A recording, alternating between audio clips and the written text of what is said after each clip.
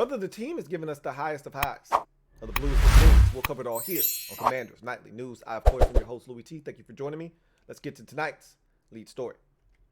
So as the team travels to Big D on Sunday, looking for their first road win of the season in search of, ending a 2-game skid, getting back to 500 on the season. There's so many different things that need to be done in order for that to take place.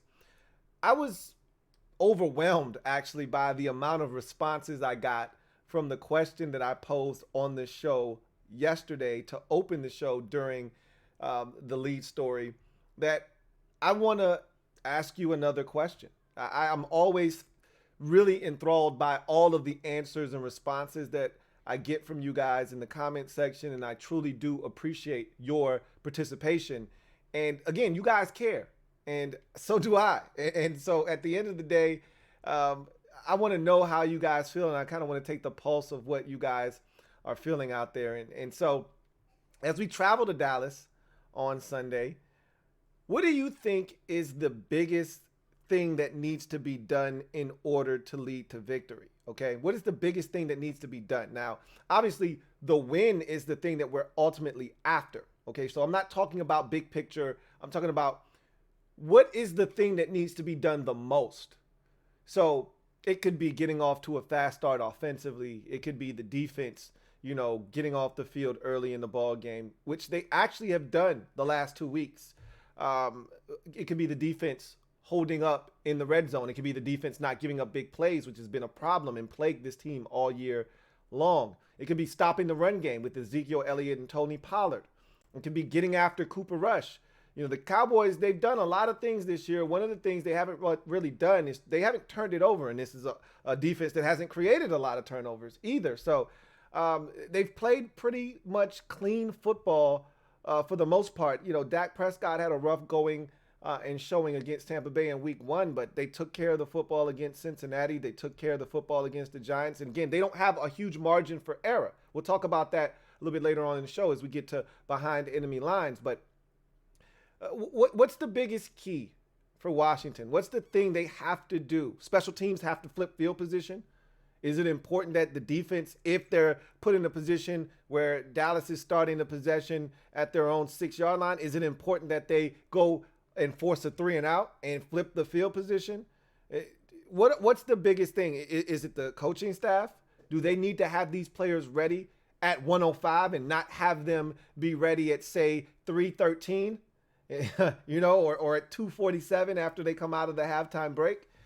What is the biggest thing that you're looking for as this team heads to Dallas in week number 4, trying to get their first NFC East win of the season and their first road win as the Commanders? And they'll be dressed in all black like the Omen, hoping that they'll be the ones doing the burying in this game and not the ones being buried in their new threads.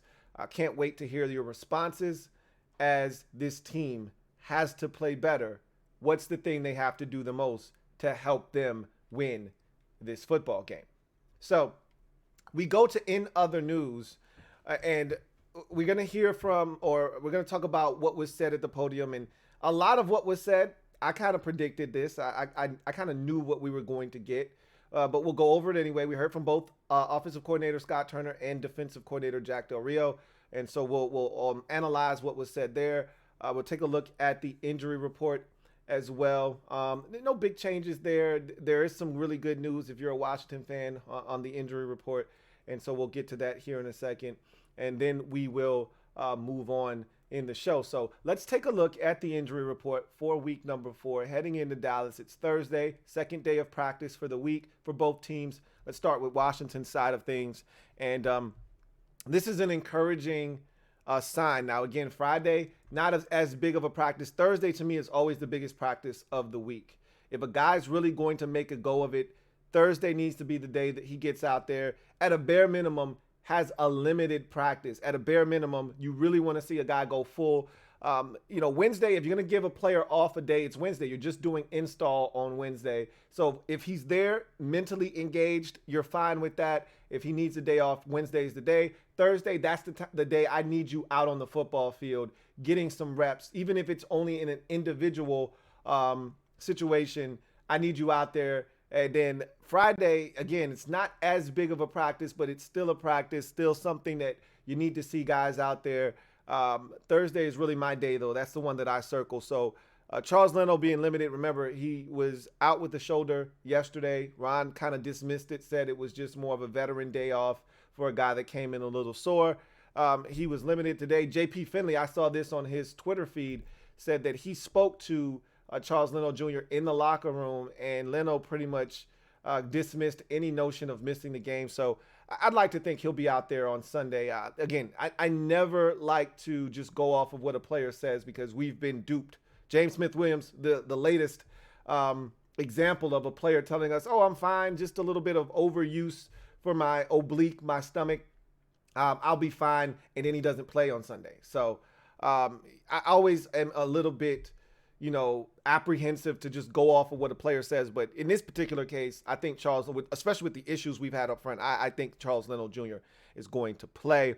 I already told you Wes Schweitzer's not going to play, just like Casey Toohill didn't play last week with the concussion. It's rare that a guy sustains a concussion on Sunday and then is able to play the following Sunday. It's just hard for a guy to get out of the concussion protocol that quickly. And so I always just take one game and just say, hey, this guy's not playing this week, and then we'll reevaluate that player the following week.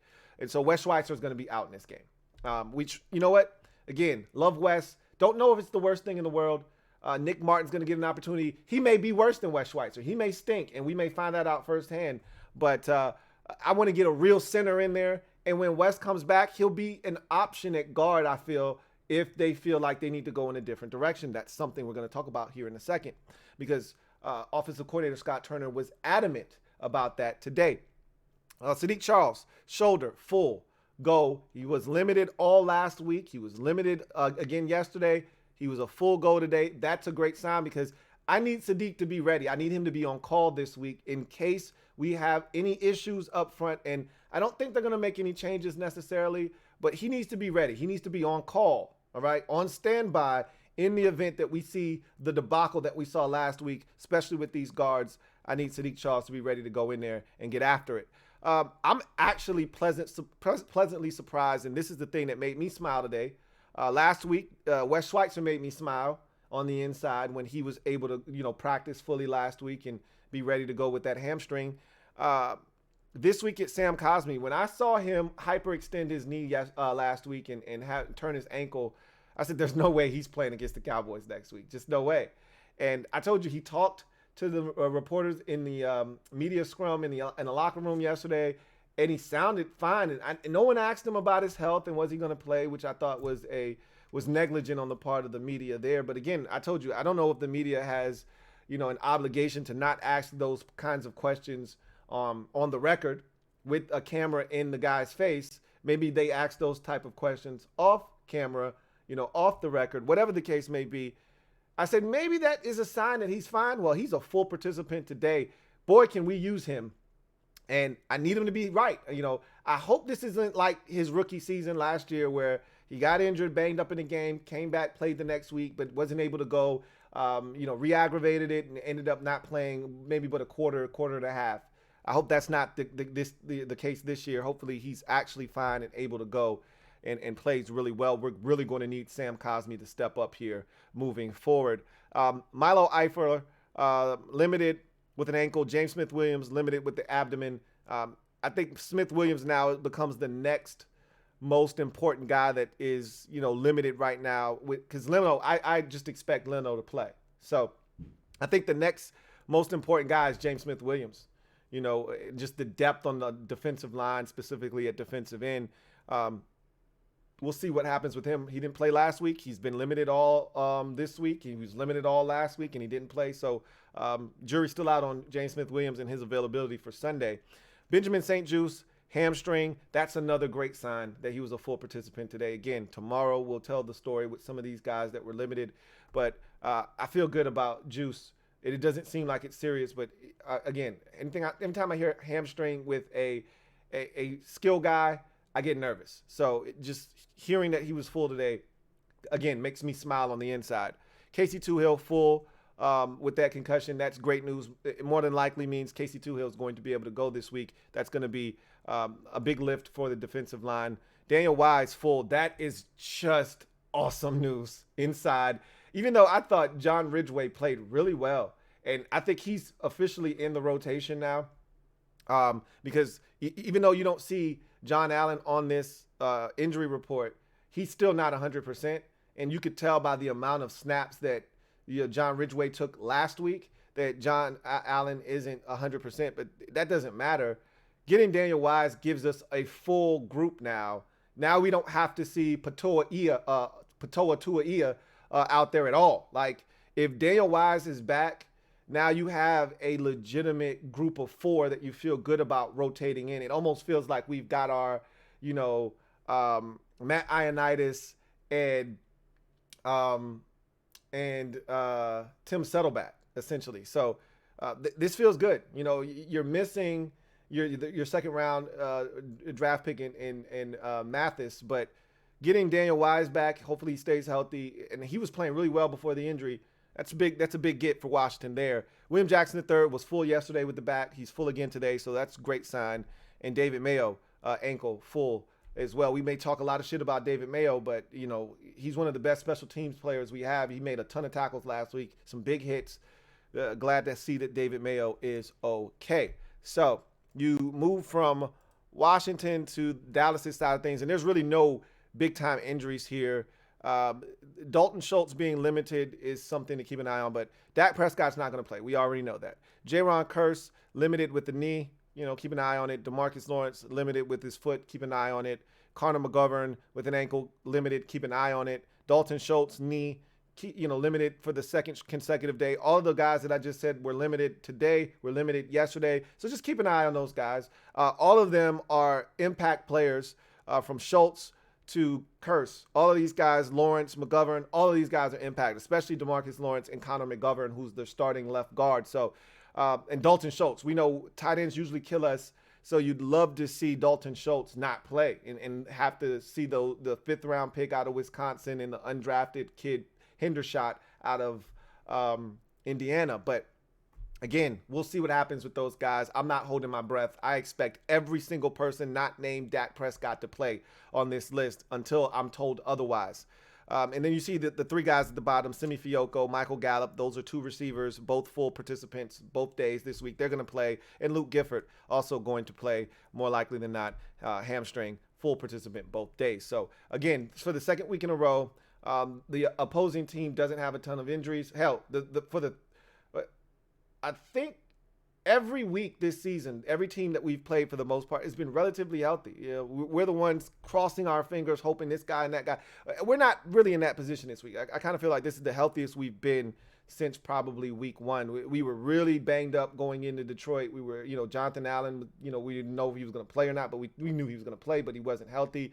We were really banged up last week. Obviously, William Jackson III, late scratch. This is probably the healthiest we've been. Hopefully it stays this way since week 1. So really no issues from me in terms of the injury side of things. So Jack Del Rio, as always, keeps it short and sweet. Talked a little bit about last week. He was really trying to turn his attention to this upcoming game against the Cowboys. Really didn't want to look back, but it's hard to ask the media to just start talking about Dallas because they haven't really spoken to you since the last time they spoke. And obviously an entire game has transpired, and so they want answers about that game. So it's impossible for him to tell them, hey, I kind of just want to look forward to Dallas. Well, we haven't spoken to you since the loss against Philadelphia, so no, we got questions about that game, and then we'll start asking you about Dallas. So I didn't think that was fair on the part of Jack Del Rio to kind of insinuate that, hey, I don't really want to keep looking backwards. I want to talk about Dallas, but hey, we haven't talked to you since the 24-8 loss against the Eagles. So yeah, we got questions about that performance. Anyway, Jack did say he appreciated the effort in the first, third, and fourth quarters of the game. Obviously, the Eagles didn't score any points in those quarters, but the second quarter was the undoing of this team. The Eagles scored all 24 of the points that they would score in the game in that one period. So obviously, he didn't love what he saw there. There's been a lot of talk about the big plays. And he said, look, man, the guys were there. I don't, I've said this already. I don't know what else you want Jack to do. And I'm watching his presser on socials, and I'm just looking at the comments as they come in, and everything is fire Jack, fire Jack, fire Jack. And I'm just like, you guys just don't get it. I get it. You can be upset with Jack. You can not be happy with what he's done as a coordinator overall in his 3 years here now. This is his third season. But all in all, I don't know what else you want Jack to do. I thought he's called really good games. I thought the defense was prepared for Jalen Hurts. And I thought he put the guys in a great position to make plays. I don't know what else you want from Jack. I actually thought Jack was outstanding last week against the Eagles. And I don't use that term lightly. Okay, I thought he was really good in putting this team in a position. And again, if you would have asked me before we went into that game that the Eagles are only going to score 24 points, I would have told you, oh, we're winning the football game. If you told me Jalen Hurts' legs won't be a factor, as a matter of fact, he'll be running for the sidelines looking to not get hit by Jamin Davis, I would have told you, oh, yeah, we're going to win the football game. If you would have told me the Eagles are going to average less than 3 yards a carry, essentially, in the football game, I would have told you, oh, yeah, we're going to win the football game. I thought they did everything they needed to do other than not make plays that were there to be made. Whether it's the deep ball, whether it's a pass breakup that could have been an interception, and having to put Rashad Wildgoose, obviously they didn't know that was going to happen, and they had to end up putting him in the game, and that he was a liability. It is what it is. He even talked about Rashad Wildgoose. He said, look, and I'm pretty sure if it were up to Jack, he wouldn't be playing a guy like Rashad Wildgoose. I'm telling you, I know Jack, the way he thinks, he would have gotten a veteran in here. That's not his call. He's like, look, it's our scouting department. It's not my call. They get us the players. I coach them up. He's a young guy. And, one of the questions, I thought this was actually a really good question to ask, which is, how do you balance, the needing to win now and having to develop a player at the same time? He's like, that's the thing is, you got to develop these guys, but you also got to win. And in order to win, these guys have to come along and catch up. So it's tough, man.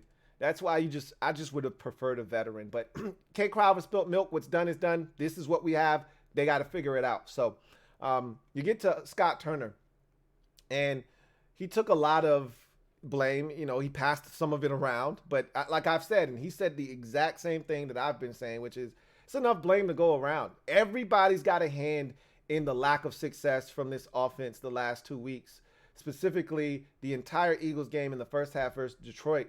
Everyone's got a hand in these slow starts and in the offensive line deteriorating right in front of our very eyes. Everyone's got a hand in it. And I would have loved someone to have said, hey, why don't you try moving the pocket? No one said anything about that. Again, I knew the media wasn't going to say anything like that. They should, because I really don't know if Scott Turner even thinks about this stuff, honestly, which I know sounds asinine. He's a professional offensive coordinator. Of course he's thinking about these things, but 2 boots, your quarterback's getting harassed and he's under siege and you just boot twice. That, again, doesn't make sense to me. But Terry talked about Terry, and wanting to get him the football. And I told you what he was going to say. Hey, we drew up some plays for Terry. And for whatever reason, whether it was the offensive line wasn't enough time or, whatever the case may be, defense took it away, whatever, we couldn't get him the ball. He knows better than that. And he even smiled and said, look, if we need to get him the ball, we got to give him the ball. And of course, the conversation between he and Terry was brought up. And he talked about just reassuring Terry that, look, man, you're a huge part of this offense. We're going to get you the ball. I know it's been rough, but, hang in there. We got you, bro. Essentially, it's what that conversation was all about, which is essentially what I told you already. Like, they're going to, and I told you what's going to happen this week. There's going to be an emphasis to get Terry McLaurin the football this week. Trust me when I tell you this. I know how these guys work. I've watched them, and I've studied their habits. When we talk about a guy not getting the football or not being involved early enough, that next week there's overcompensation. So if you're Dallas, know that 17 is going to be involved early and often in this football game, and you should be keying in on that. So for whatever it's worth, Scott Turner said, look, the offensive line has to be better. These guys have to block. Look, he didn't go out and say, look, there were 4-man pressures. Like, it's a 4-man rush. They got to be able to protect. He wanted to say that. You could tell. He wanted to say they got to block better. That wasn't good enough. but he doesn't want to throw anybody under the bus, and that doesn't do any good, right? But he did go out of his way to make sure that it was abundantly clear that they're not making any changes on the offensive line, which, you know what? I understand it. I don't like it, all right? But I understand it because we're only 3 weeks in. You don't want to start making wholesale changes a third, a fourth of the way into the season. But if this shit continues, and I don't see why it won't against Dallas, but I think the only thing that we can feel somewhat confident in, which I would have thought would have been the case last week, but again, the Eagles only rushed 4. The Lions blitzed us in the first half in week 2. And so I don't think they were prepared for that.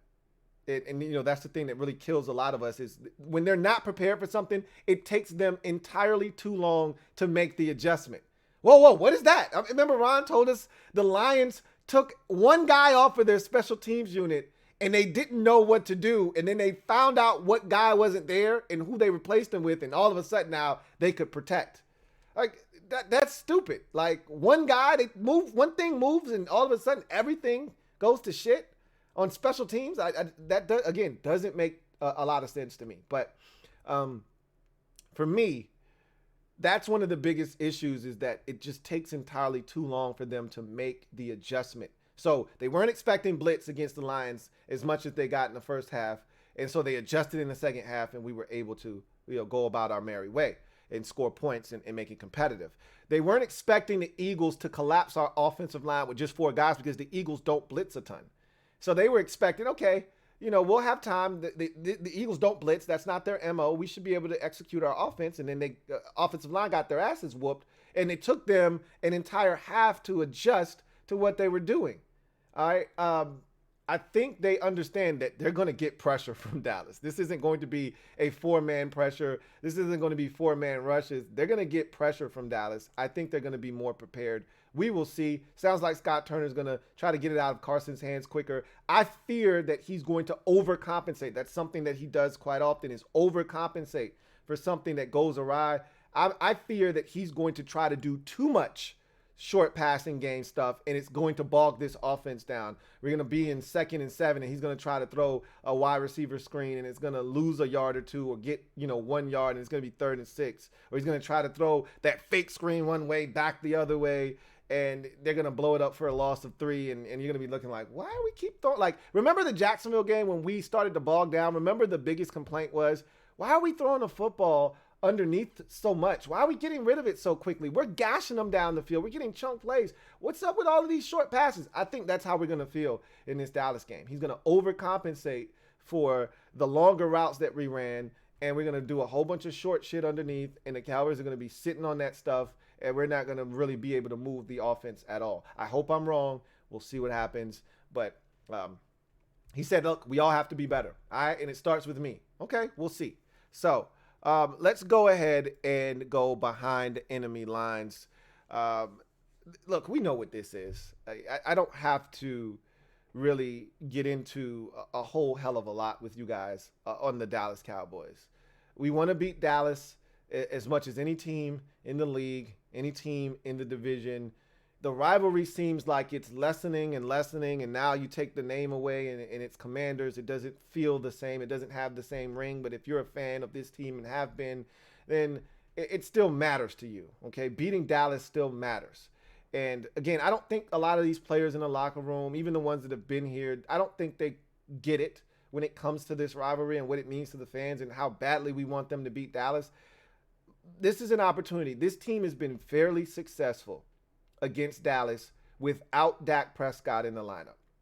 When we've gotten anybody other than Dak Prescott, we've won, okay? That's just how it's been, okay? So we've got an opportunity to beat the Dallas Cowboys without Dak Prescott. They've got a quarterback that right now is undefeated in his career. He's 3-0. He looks unflappable, has a great command of the offense, and he's playing well. He's managing the game. He's not trying to do too much. They're simplifying things for him. They're running the football effectively. Tony Pollard continues to be the guy that I worry about the most. Ezekiel Elliott seems to be running a lot harder this year, but Tony Pollard is the explosive runner of the two. And he's the guy that I always go into these games more concerned with, but that doesn't mean I'm not concerned with Zeke Elliott. I'm concerned with their entire run game, because if you want to take pressure off of Cooper Rush, then you have to get the run game going if you're Dallas. So in my mind, if we want to be able to put a little bit more pressure on Cooper Rush than just managing the game and having to throw, a 7-yard pass on 3rd and 6 every now and again, we need to find a way to stop the run game. So my biggest thing right now for us is that we have got to get that run game under control.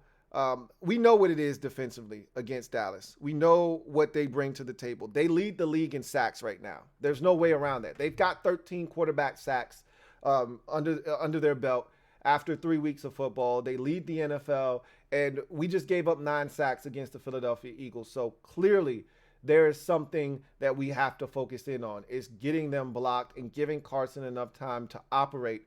They've got one of the most dangerous players defensively in the league in Micah Parsons. The man has 4 of those 13 Cowboy sacks this season.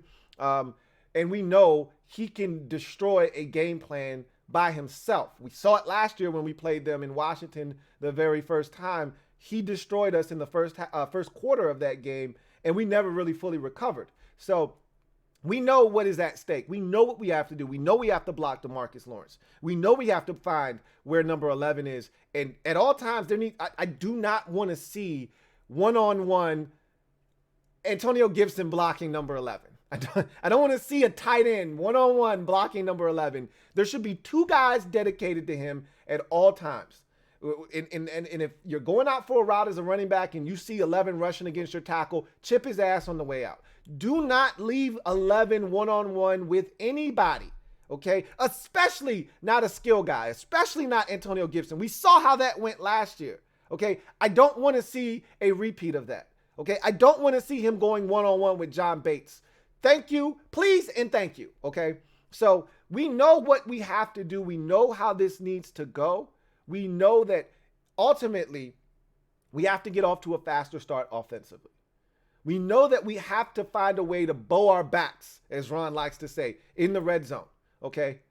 We know that on 3rd downs, which we've been exceptional at this season, okay, we got to find a way to get off the field. And you know what would be nice? Some turnovers, right? Dallas doesn't, give it up a lot. We don't take it away. And so it'd be nice to have some turnovers in this game.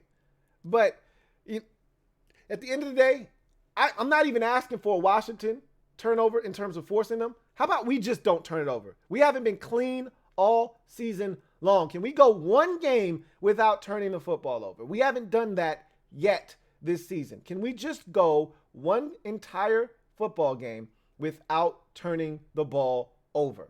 Okay, that helps a lot too. So I look at this football game and I feel like without them having Dak Prescott, and the odds makers are giving us a chance. This line opened at 2.5. It's gone up to 3, 3.5 or so. But it's right there. It's not a pick 'em, but they're essentially saying the only reason Dallas is favored in this game is because they're home. So Vegas is giving us a chance in this game. It's not like last week where we were 6.5 point underdogs. Okay. They're telling us you got a shot to go in here and win, but you can't do the crap you've done the last 2 weeks, specifically in the first half, and expect to beat anybody. We know this to be a fact. So hopefully they'll come out with a sense of urgency. Hopefully the new uniforms will spark something. It's the first time we've seen them in the black unis, and hopefully they'll come up big for us. We'll talk more about this matchup tomorrow. I'll give you the keys to the game during the game plan, and I'll give you my prediction for the outcome of this ball game. But in any event, that's going to do it for me, your man Louie T. I thank you guys for joining me here on Commanders Nightly News. Look forward to chopping it up with you guys on Friday when we give out our predictions for this football game. Also, I'll be live tonight after Dolphins at Bengals. If you want to come by and join me, please feel free. That's going to be a good football game. But if you're not interested, I'll be back for the podcast tomorrow afternoon, and I'll be back for the final episode of Week 4's Commanders Nightly News. Until then, I'm your man Louie T, signing off. You guys have a good one. Here comes the diesel. Here comes the diesel. There's the snap, hand to Riggins. Good hold. He's got the first down to the 40. He's gone. The 35, the 30, the 20. He's gone. He's gone.